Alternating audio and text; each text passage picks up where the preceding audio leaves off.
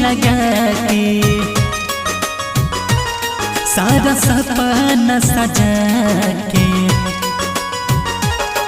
सुनहिया लगा के सारा सपना दिखा के हंसते अखिया में लोर दिहलो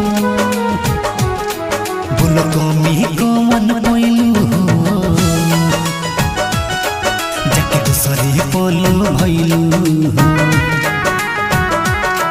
बोलो कमी कौन पैलू जाके दूसरे पलो भैलू सुनहिया लगा के सारा सपना दिखा के हंसते अखिया में लोर दिहलो बोलो कमी कौन पैलू जाके दूसरे पलो भैलू बोलो कमी कौन पैलू जाके दूसरे पलो भैलू।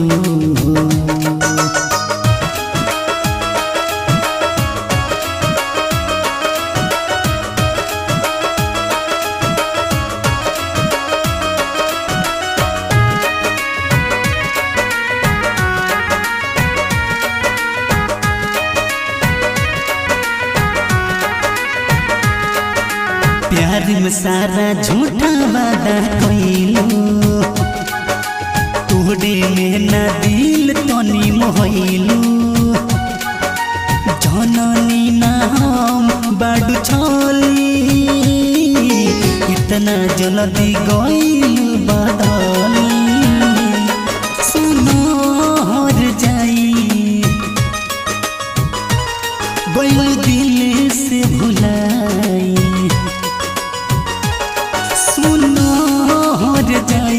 बोल दिल से भुलाई बीच सफर में छोड़ दिहलो बोल कमी कौन पैलू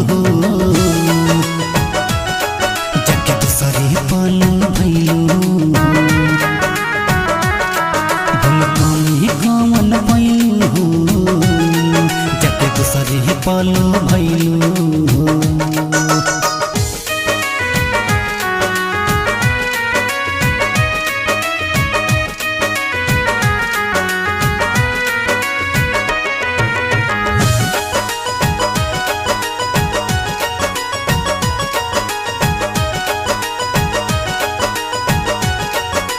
खुश न रहबू दोसरा के पास हो